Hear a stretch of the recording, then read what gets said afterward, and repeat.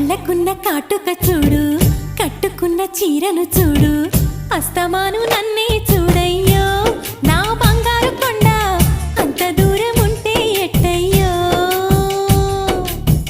చెవులకున్న దుద్దులు చూసా, ముక్కుకున్న ముక్కెర చూసా, చూడమన్నవన్నీ చూశానే.